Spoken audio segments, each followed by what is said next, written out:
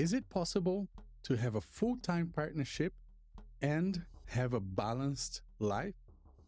Is it possible to do shows, to win competitions, and still be in love with your social dancing? Well, let's find out. Hello, and welcome back to another episode of ZoukNerds.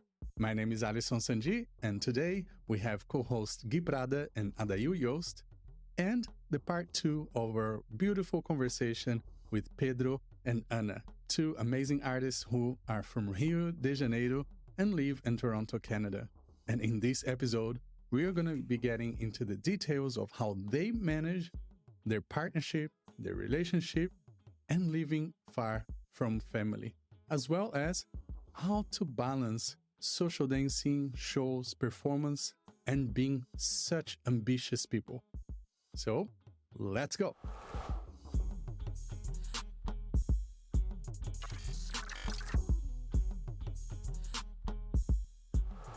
Hello, everybody, and welcome back to the part 2 of this beautiful interview. We have our guests, Pedro and Ana. Hello, guys. Welcome back.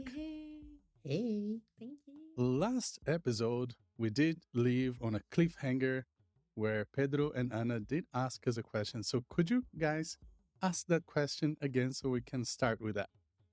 Sure. We were asking who was the important person to guide you in your journey? Who was your mentor back in the time you were starting? Yes. All right. I guess I'll go first. I was unlucky and lucky at the same time because when I started my professional dance career, so becoming a teacher, I was in Perth, Australia, where there was no Brazilian Zouk community, basically. In a way, it was good because I had the freedom and I had the autonomy to do things and not be compared to other things that maybe were there before because there was nothing before.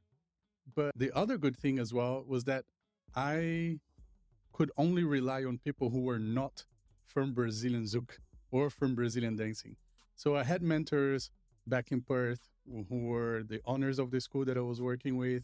And then I had another mentor from another massive dance school in Sydney who basically it was like the SEDAC of Australia, where most of the amazing teachers and dancers came from. So yeah, I had a few, but the interesting thing was that they were not from Brazilian Zouk. They were from salsa or bachata or tango or West Coast swing.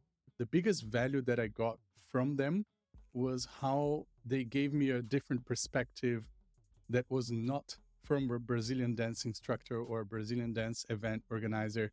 They were always giving me feedback and asking me, why do you guys do it this way? Why do you guys do it that way? And challenging me and making me rethink what I thought was normal because, well, we do like this in Brazil. Sure, respect, but why? Why not different? Why don't you try it like this or don't you try it like that? So I think that was the best thing for me to have mentors at the very beginning that were not exactly from the community and from the industry that I was trying to get to. Okay. Yeah, I can go next because I think I have a really interesting journey since you guys asked, because the culture that I grew up in Araraquara, I'm from the São Paulo countryside, I'm gonna say. We lived, and the way that part of my family raised us, we were very prejudiced against dance in general. They still are a very conservative family, I'm gonna say. But the funny thing is that I was caughting myself, like when I was alone on the living room, just dancing to El Chan and stuff like that by myself, And it was an interesting mixed feeling of having this thought about my family of being prejudiced against that it was not okay. And at the same time, having the willing to do it. So for the first time when I came to the US in 2009 to just spend a summer here with some of my family that I had in Denver, it opened my mind to a way that, like, I don't depend on what my family thinks, and I'm just gonna do it. So I went back to Brazil. I joined a partner dance school and started doing it. And after a year or two, they invited me to be part of their team, Grupo Em Balanço, just to give them a shout out. Magda was my first teacher, and then we became dance partners. And it was a very interesting project that they have there. They still going. They just turned 11 years now, the school. And they do a really interesting mix of all the dances plus contemporary dancing and stuff like that on ballroom setting, which I think it's great, fantastic. But still, I had that conflict on my family. So, for example, to this day, part of my family never came to see any of the presentations that we did, even though we lived like a block from the theater, which is, we should get used to it, you know? We cannot change people's mind that easy. But then coming to the US gave me that completely freedom of like, now I'm away from all of that concept, so I can just focus on be myself and focus on really doing what I want. And now coming here, I'm gladly and happily working with two of my business mentors and dance mentors with Alisson and Guy, which helped me grow a lot on that sense of business-wise and teaching-wise and curriculum building and all this business side of things. And also having Leandro and I are now living in the US too as my dance mentors. So I'm very grateful to have all these people now with me here in the same country, at least for now, I guess. You're cute. Yes, that's so nice. Very beautiful. Something that is interesting, So and I just want to say before we continue, is that the current and the most recent generation of people in the dance community, they are way more about sharing and coming together and learning together than when I started. Where back when I started, to me, it always felt like everybody kept their cards very close to their chest. You ask them something, oh, you know, what about this or about that? And you would always feel like they're not giving you the real answer or the full answer. But nowadays, I don't feel that way anymore. That doesn't exist. You ask anybody anything, and people just tell you. They'll tell you, hey, why don't you call me? And then you talk to them like for 2 or 3 hours, and you think, wow, they are really, really generous with their time. So just want to point that out, how it's so good how things have changed nowadays. Oh yeah, things have changed so much. For me, the process of mentoring, I had so many mentors, but they have no idea that they are my mentors, because I think the mentorship happens indirectly. I learned by observing them. And in Zen Buddhism, there is a very cool saying where it says, in the presence of the master, he doesn't even need to say anything. So I think I was in the presence of many masters in the sense that I was able to observe how they operate. I was able to observe how they teach, how they social dance. Of course, I had Jaime Arocha as this big influence in my life because teaching became something that came later. I was doing a 9-to-5 job. I was a lawyer. And then when I became a teacher, basically what I did was consulting my memories, all the things that I learned, that I heard, because I was not being mentored to become a dance instructor. I was being mentored to be a very good social dancer. So when I needed to teach, it was basically coming back in my memory to the things that I've heard, the things that I've saw. So I think I learned a lot, and I still do learn a lot through observation. The mentors that I have in my head, that they are my mentors, mostly because they are the ones that guide me, that serves me as a reference point. Yeah? And like Adayl say, I have also Alisson as a mentor, because observing him, observing his class, observing his warm-ups, observing his methodology, and also exchange some ideas is an enormous mentorship in an indirect way, just because we don't call it that way. We don't call it that way, but it is indeed a very, very powerful mentorship, very, very powerful process of learning. So that has been my journey, because at Jaime Arocha, we had so many instructors. So observing them was the biggest mentorship process that I've had. And I know this today. While I was listening to you, something came to my mind. It's interesting how, when we are in that position of teaching, even though we don't see ourselves as necessarily masters, there's always someone watching. There's always someone like learning from you.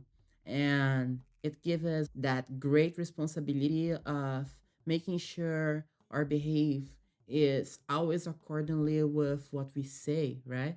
So this is very interesting because we've been to some big events on the last few months, and it's nice to see like that person that you admire, that artist that you really like, and when you finally meet that person, you see how they are like so chill, so nice, and friendly, because it gives you that feeling of like, yeah, they are the same on Instagram, let's say, and in person. It was something we felt when we had more contact with Cadu and Larissa, when we had more contact with Paulo and Luisa. I was talking with Paulo for 2 hours. I was like, okay, keep talking.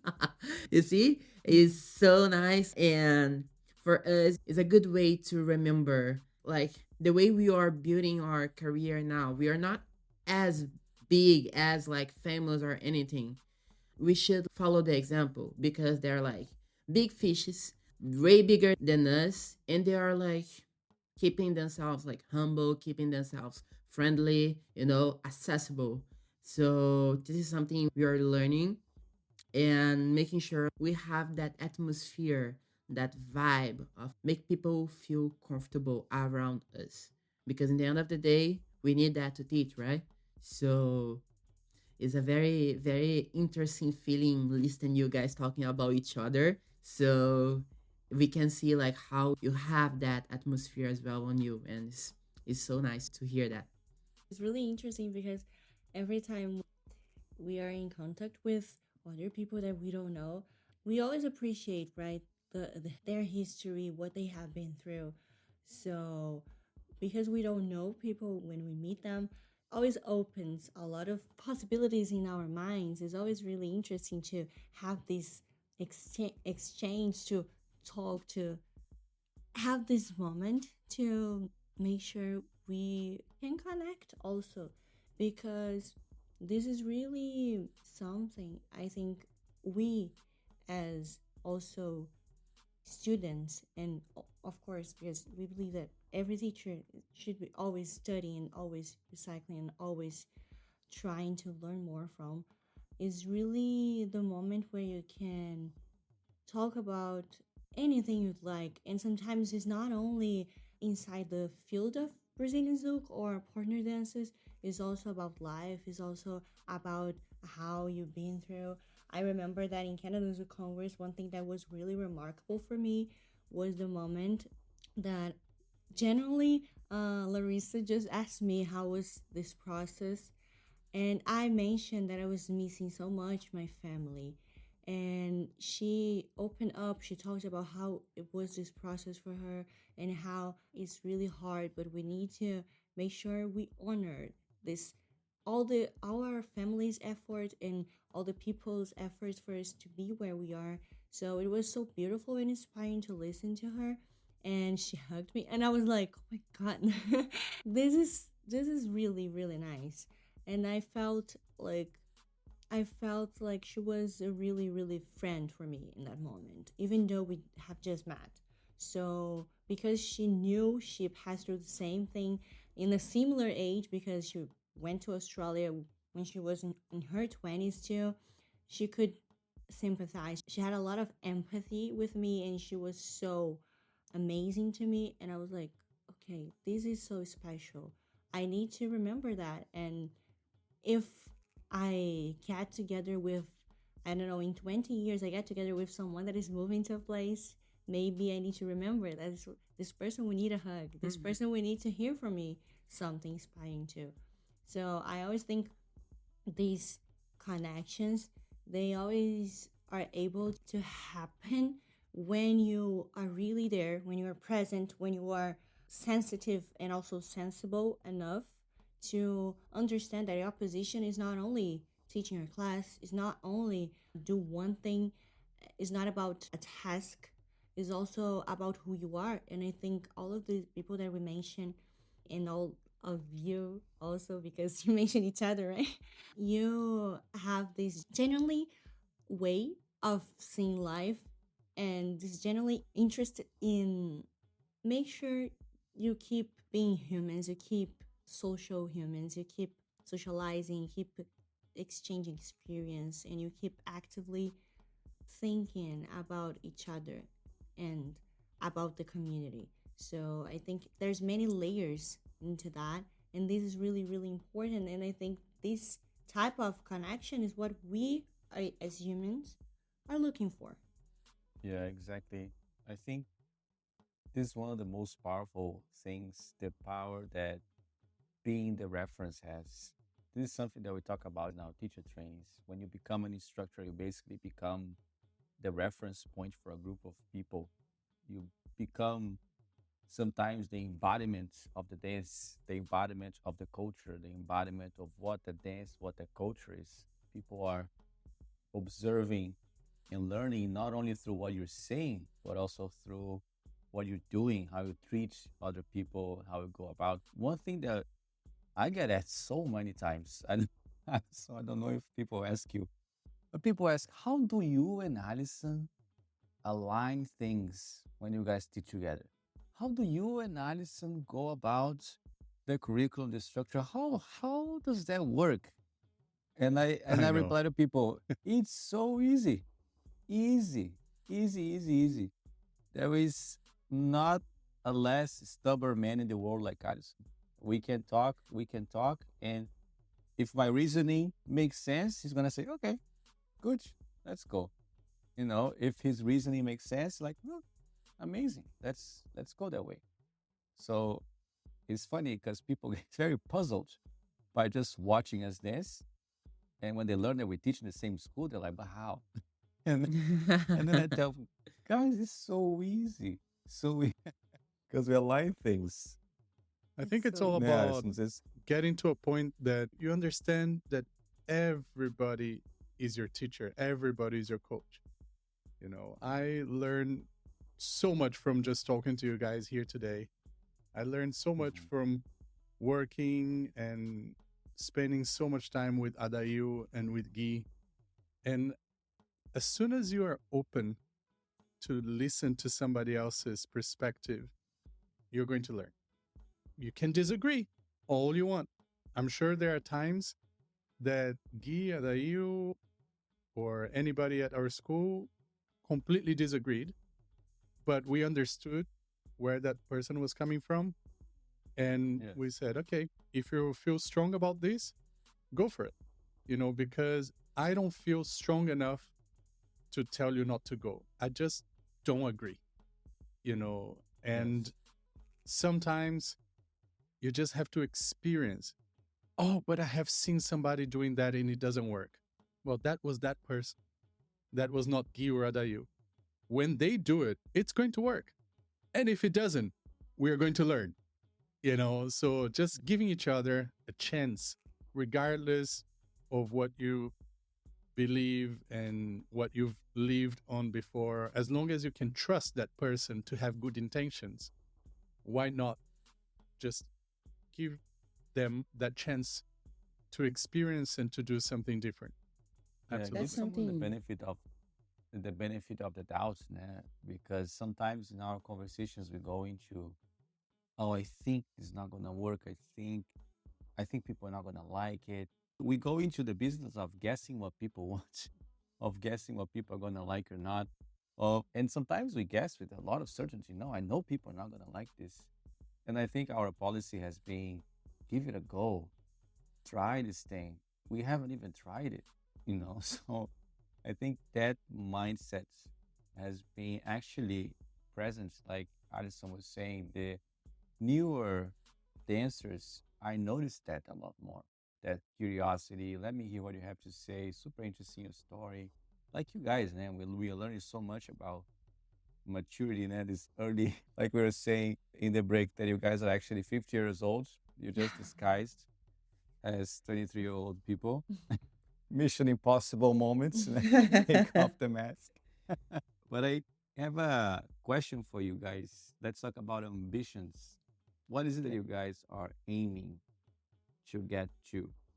Is there medium term goal, short term goal, long term goal, or is there anything that it comes up right now for you? What are the next things you guys want to achieve? I'm still thinking, I'm like, So I'm a very ambitious person. I really like to think that somehow I have to make sure I'm offering the best to who I love. So my ambition is always related with what I can offer to the ones who also offer the hand to me. As I said before, we are both black, and where we came from, the reality is not quite good for people like us. So, because of it, being successful for us may be something different than successful for a white person. For us, being successful is make sure you're safe, is make sure no one will do anything with you, you know? And that layer of protection for me means that I will probably don't have to deal with the old bad stuffs I had to deal back in my city when I was there. You know, my goals right now, I will speak first, like just on my name and then on the partnership name. So on my name, I think my goal now is to make sure I feel like home wherever I am. So build something I can call mine is very important to me because I had nothing pretty much where I was before. So now that I have that opportunity, I want to say that I have something. And when I mean something, I'm not talking about necessarily like material stuff like buy a car or a house or something. No. I'm talking about like even though it's objective, the feeling of like having something, having people around you, having a community like we were talking about, the local community, be someone important for those guys, you know, have that is important in a way to make you feel like you belong to that place. This is my personal goal. I really need to make sure I belong to something and I have some impact on the people who live there as well.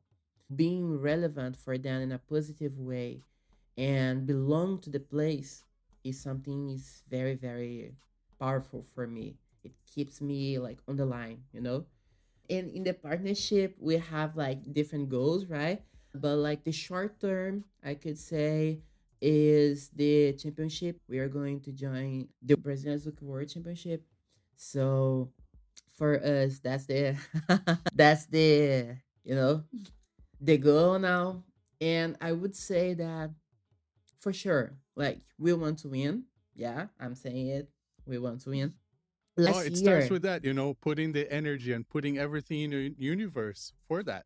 It starts with that. You can't yeah. go Exactly. say, oh, yeah, I'm going to the competition, but I'm probably not going to win. Like, come on, Yeah, give what's the yourself the point, right? boost, you know? Like, why you would you want. spend 10 months, 12 months, 6 months of your life and already have that in your head? It doesn't help you. So, Materialize it. yes, I Yeah. agree. Yes. So Yeah. yeah, that's the goal we want to.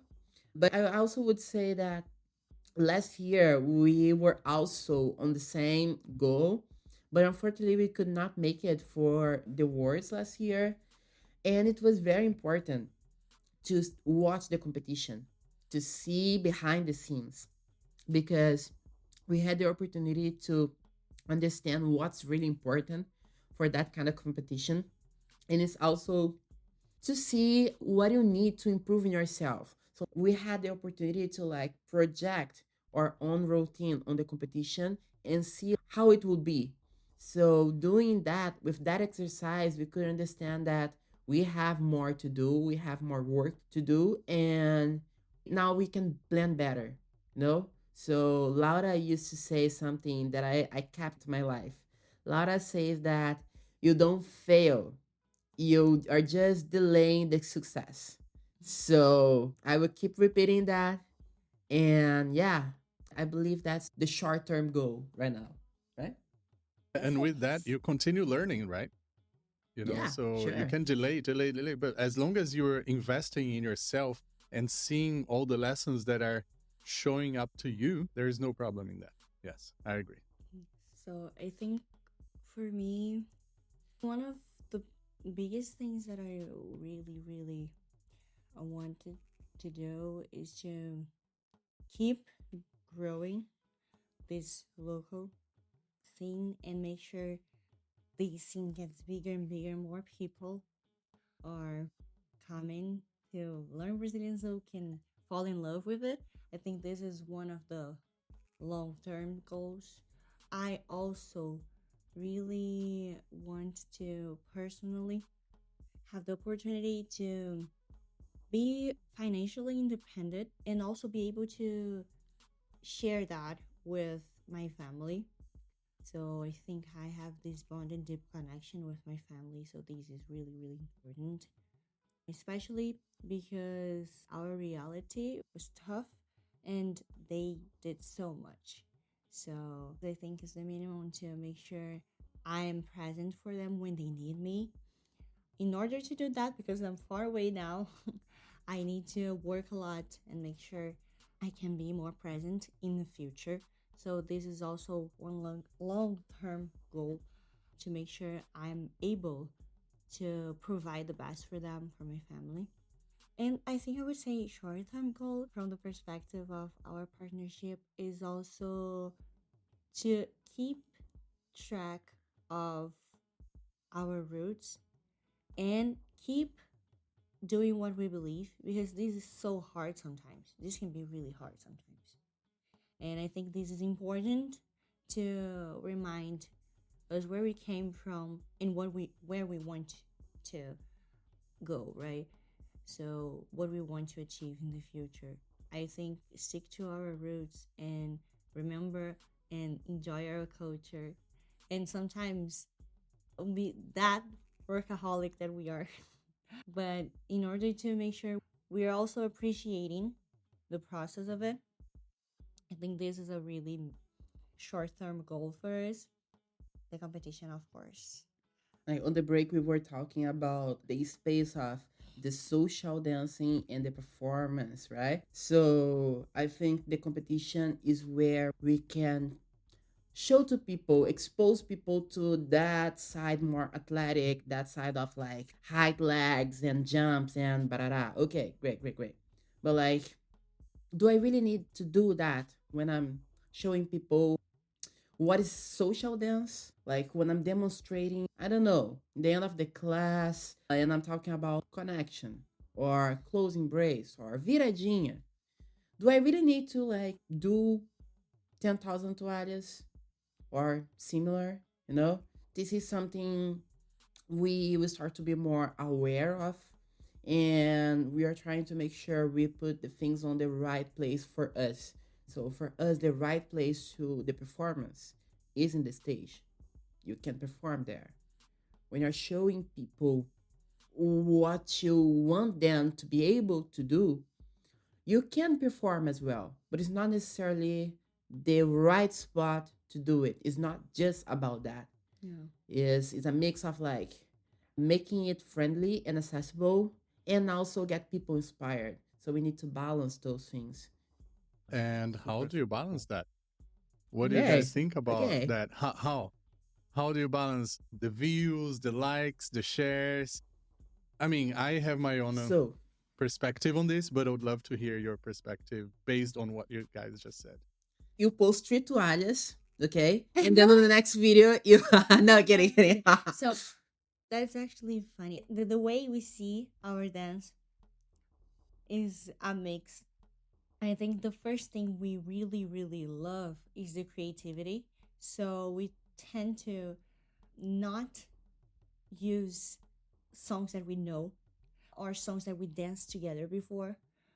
it may be a song that we have heard 1,000 times and danced with others, but we haven't danced together. So it is new, this experience.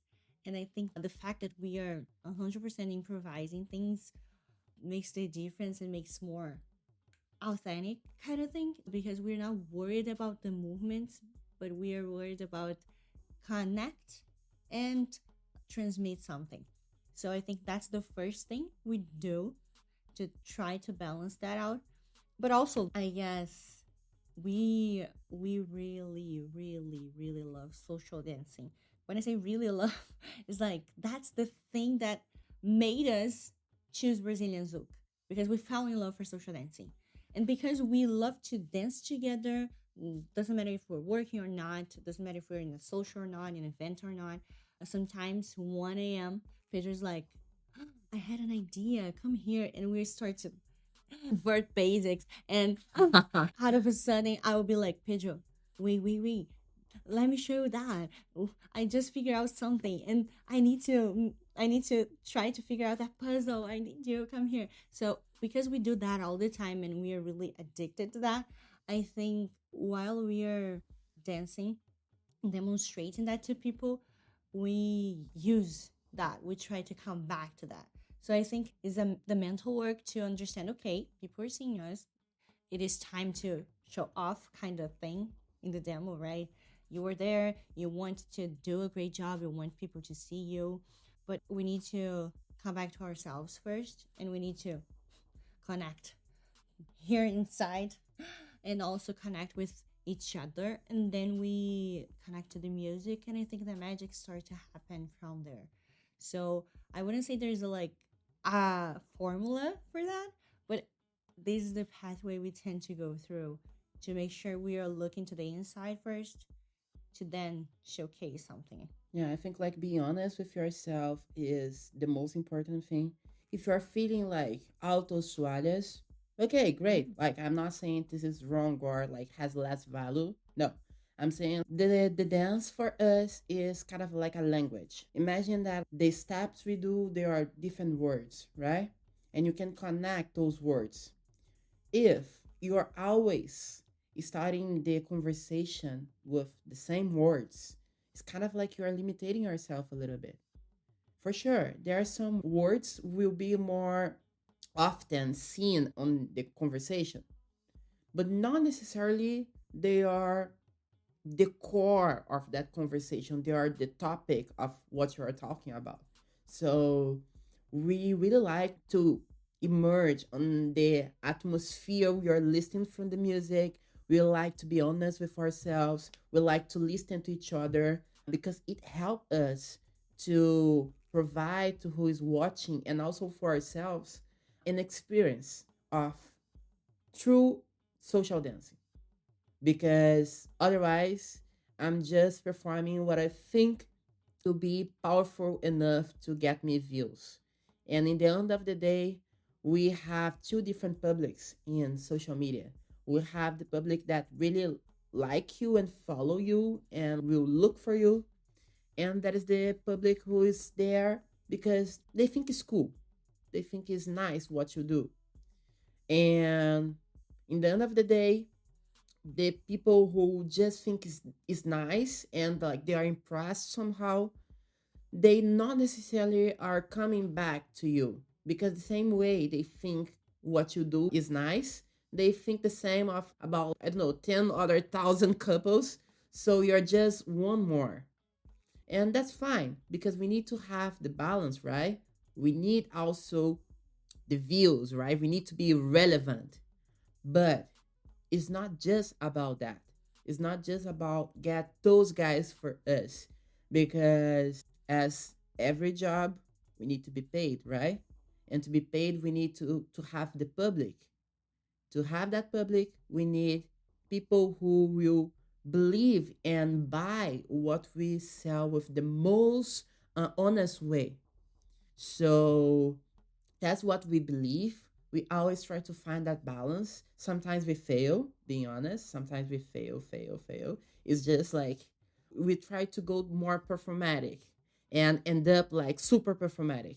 And sometimes we get more, just in our word And when you watch the video, it's like me and Anna 2 minutes like that, you know. So I can say like we are in that process of finding that balance, and the opportunity to perform and compete is helping us a lot because we can split better where to put each side of us, let's say. I also think it's a combination of factors, right? So sometimes the music will help us to achieve that. We really like to listen to recommendations. So some students they send songs to us, and then we're like, okay, let's send that. Sometimes it hits different, right? When it hits different, then the song kind of makes something in your heart, in yourself, some kind of thing. And when that happens, it's magical, and it flows. But sometimes it doesn't. It's also this process of being patient with yourself, because even though you want to give your best, it's not always that you're gonna feel that you did, and it's not always that you're gonna achieve your goal, kind of thing. We really want to be honest. And even in social dancing, some dances are great, some dances are not. And that's fine. And that's fine. Yeah, we're not expecting to always have great social dance, always the best demos ever. No. Yeah, we gotta deal with the reality. But what I like the most is the fact that this diversity allows us to have a little bit of everything. So we have a little bit of performative people, and you can tell when they are like this. It's like that's their truth, right? And you can tell also when the couple or the person is more intimate while dancing, and the choice that they made. So we're talking about that, and he mentioned to be polished enough and be educated to be aware of how beautiful it is when you do just the foundation, when you do basic steps, when you do variations so chino, and that's it. But you do that in a way that is so creative, that is so delicious, that people just melt and people are there with you, right? I think this is also really, really powerful as if you are really, really athletic and you are doing crazy, and people are like, oh my God, this is amazing. I think be able to see the nuances and to be sensitive and sensible enough to actually appreciate these two that are actually many more, right? But now specifically, we're talking about these two different and extreme possibilities and all that is in between. I think it's important. Yeah, that's amazing what you guys are mentioning, because it makes me remember that Jaime used to also say this thing that the student will show excitement about what you are excited about. If you show the student that you are excited about this thing, they will be excited about it as well. And that was also something that would go into the demos. The nature of the demos used to be showing how many possibilities exist in that thing that we just learned. I still remember the lateral demo. What Jaime did a demo where they just did lateral the whole time, but there were 35 variations of lateral.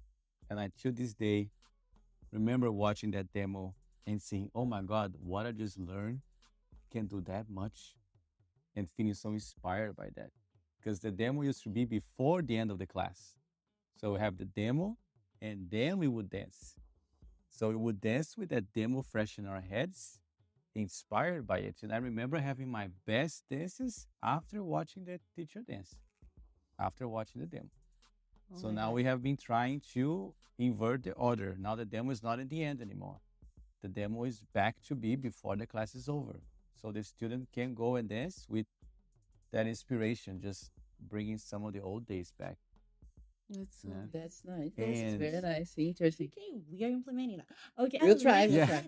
that because that's really, really, really interesting. When I start social dancing, I used to stay hours just watching people. I was fascinating. I was mesmerized. I was like, Mhm. this is so precious. Now I stay. I don't stay that long because people eventually ask me to dance, and I want to dance with people. But you will see me in every single event at some point, just standing or maybe watching people in the corner, because I love to do that, and these also inspires me a lot. because I am really a visual person. So if you're telling me a story and if it's disgusting, please stop it because I will imagine every single detail of it. So I am really, really visual. Because of that, when I have all of that information and what I think is the most beautiful thing and what made me fall in love with Zouk was the fact that one song was playing, only one song, but there were like 300, 400 combinations, different combinations, and different ways to embody that Mm-hmm. song. And I was like, this is magical. This this is divine. Because that's how I was like, yeah, it's so different. The way different people move, the way different people connect, the way they are sharing this moment. And even though it's the same moment, the same song, it is a whole universe for each single one of them. So I think this is really, really interesting. It's an amazing exercise to see and visually get inspired by others, right? It's really interesting. I Yeah. love that. Yeah.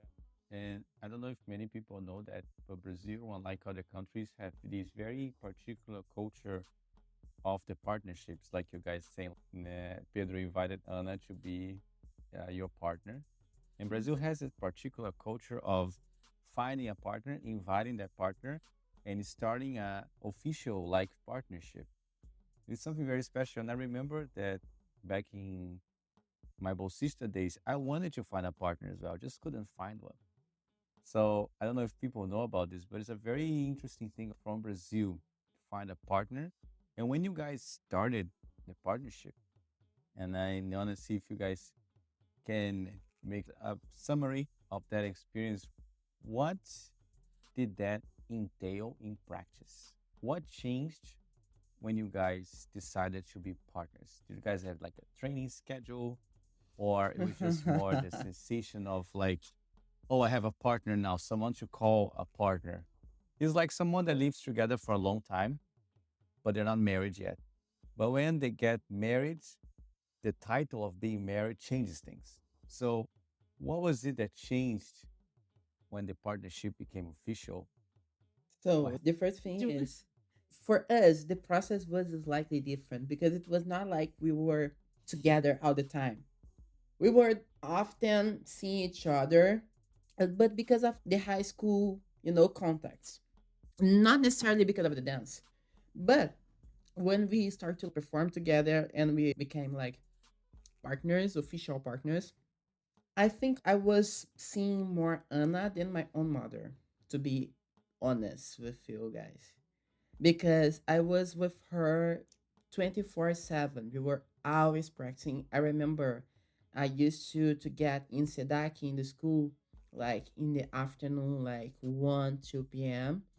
And we used to be there from 1, 2 until 5, 6, like Monday to Friday, sometimes on the weekenders as well. So we were like 24/7 with each other. And when we were not practicing training, we were talking about dance. And I remember when I called Anna to be my partner, I showed to her a video of Léo Forte and Robertinha dancing samba. So I showed to her and I said, like, I want to be like that with you. That's my that's my goal, you know? And Simple goal. Always simple. Very simple. I told you I'm very ambitious. The thing is, we just like start to practice more and more. And I remember back in that time, for me, it was kind of like the first time I felt like I had a reason. You know, when you find your reason, it was like that for me. Because before I was going to the school, I was doing what I had to do, but not because I necessarily was falling in love for all those things. I was just there. But the dance was my first choice, and I love the feeling of being able to choose by myself. And when I figured that what we were dancing, it was like improvised dance, I was like, wait, wait, wait. So it's all about choice, right? So I was like, oh, I love it. And I start to go like more and more into that to understand the raw meaning of that choices for me. And I figured that one more time, because of our roots, because we are black and we came from like a poor neighborhood, have the opportunity to choose by yourself, to decide by yourself, is something I had not the opportunity to live in my life. So when I could see that happening through the dance, I was like, okay, that's powerful. I really like it. I really like choose myself to have that opportunity. And it came out with a lot of different other feelings. I start care more about how do I look, you know, and care more about socialize with people because I was very shy. But after the dance, I was like, yeah, I can talk with people. If I can dance with people, I can definitely talk with people.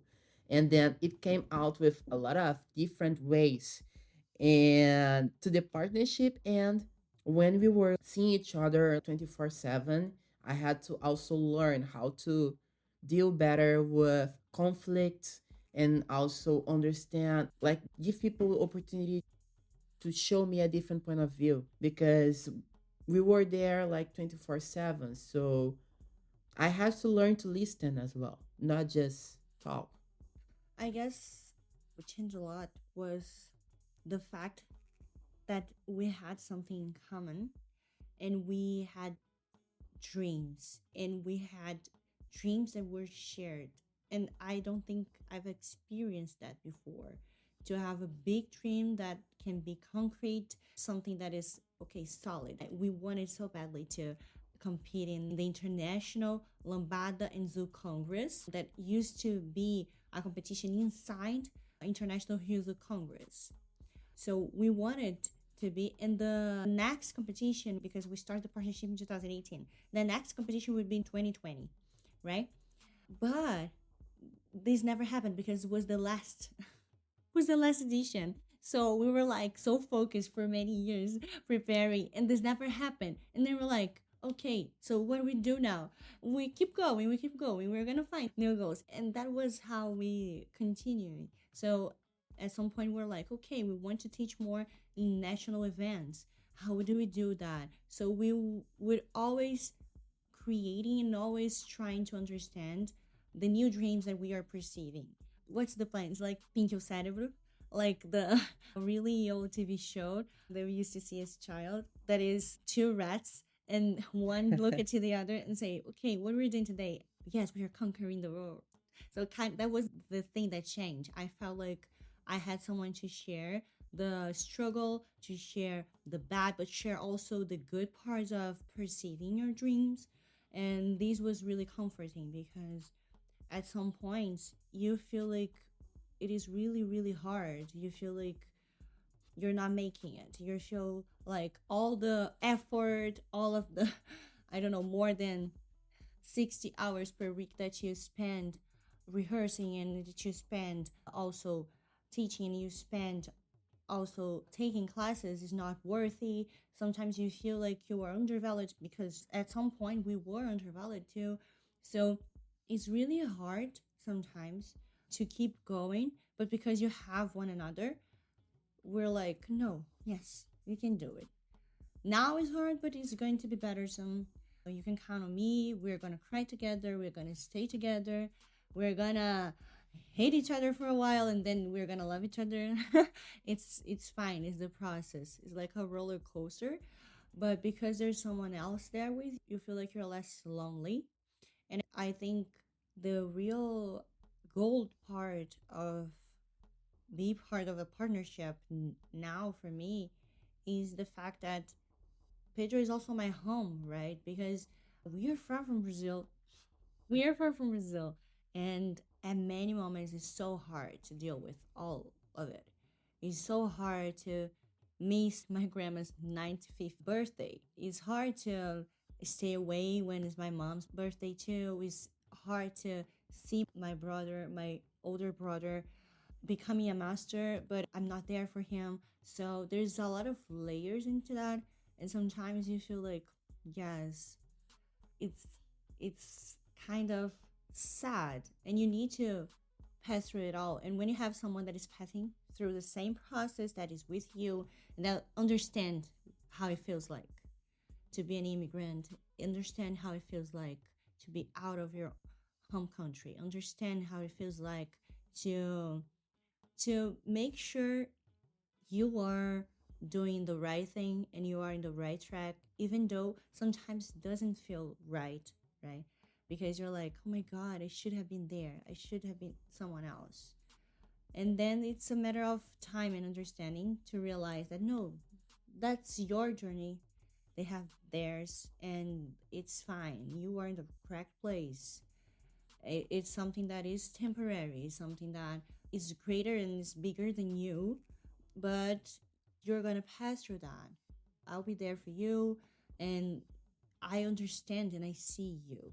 So I think this is really, really something that I could understand better when we moved out Brazil. Because when we were there, that's funny because we still have 24/7 this daily life together. But when we were there, because we have a lot of people, a lot of support sometimes, I don't know why the brain does that, but you stick to the minimal details and tiny things make you feel mad, argue a lot. So when things is like bigger, when the real struggle is like, what? Wait, my visa needs to be renewed. The new struggle is like, oh my God, I'm not in my home country. I'm freezing in the cold. So when we have other more important things to deal with, I'm missing my family. I don't feel my culture around me. What's happening? So you are more united, kind of thing. So I felt that, and it's a really great feeling. And also, of course, maturity, right? Because over these little years that passed, we got to experience a lot together, and we learned a lot from each other, and we growth as humans.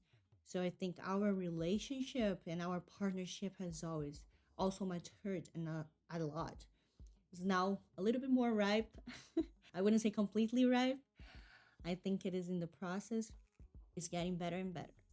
So I also think it's also about the consistency, right? So once you take the challenge to keep going, to keep trying and do what you do because you believe on it, you have faith on it, I think eventually you will always get somewhere. Sometimes it's not the place you wanted to be when you started, but you will get somewhere, Yeah. you know? Yeah, that's true.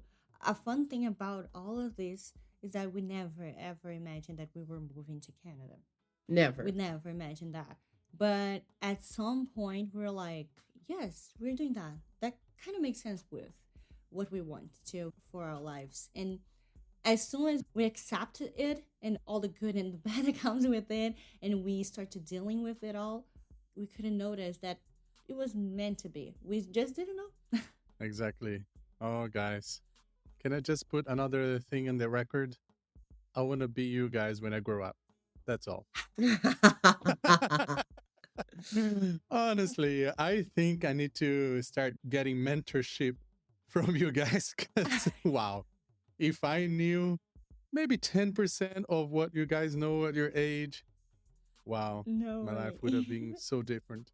But actually, no, let's not say it that way because if I did something different in the past, maybe I wouldn't be here where I am now.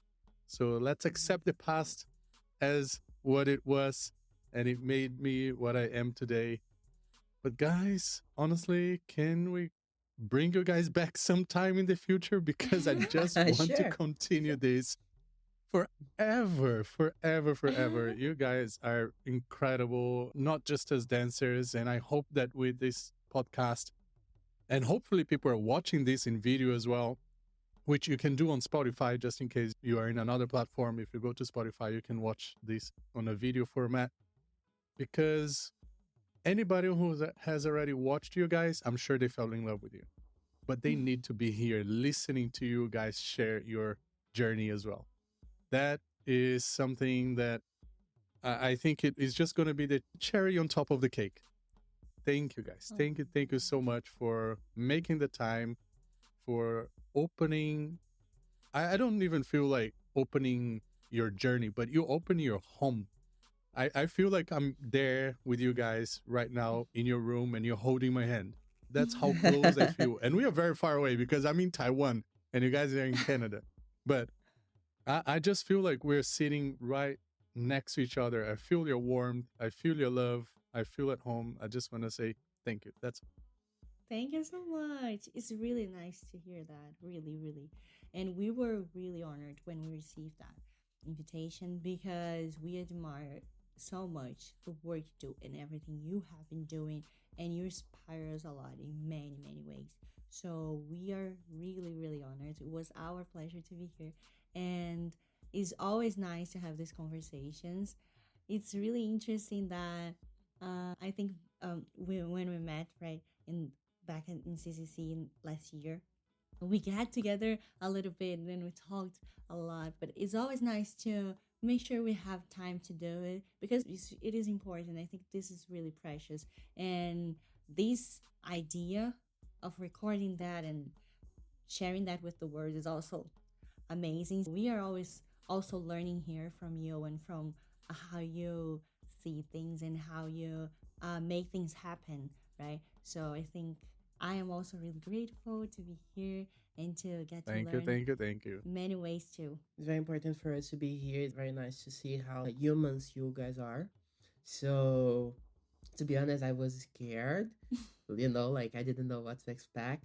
But I feel so light now that I can understand now the real meaning of what we are doing here now. Thank you for giving us that opportunity, and we are happy to be here. Yes, and we're also happy to come back anytime. Please. Amazing. Yeah, guys. Wanted to second what Alisson just said. Thank you guys so much for coming and for sharing everything that you guys shared. Super, super incredible things. Resonates so much with me and pretty sure resonates so much with Alisson and Adayl as well. The things that you shared. So thank you so much. And yes, probably there'll be a next time. Thank you. Yeah, thank you guys so much. Again, after we finally met in person at Zouk and sitting down on the lunch table and talking a lot about it, it's good to bring those conversations, as you said, to now the world so they can listen to all the knowledge and everything that you guys can share with us. It's amazing. Thank you so much. We're happy to have you guys here. All right. So with that, let's sadly finish today's episode. But we're looking forward to having you guys once again with us in the future. And we're looking forward to seeing you all sometime, somewhere, for everybody who is listening and watching this. So beijos. Beijo. Abraços, everybody. Ciao. Tchau, obrigada.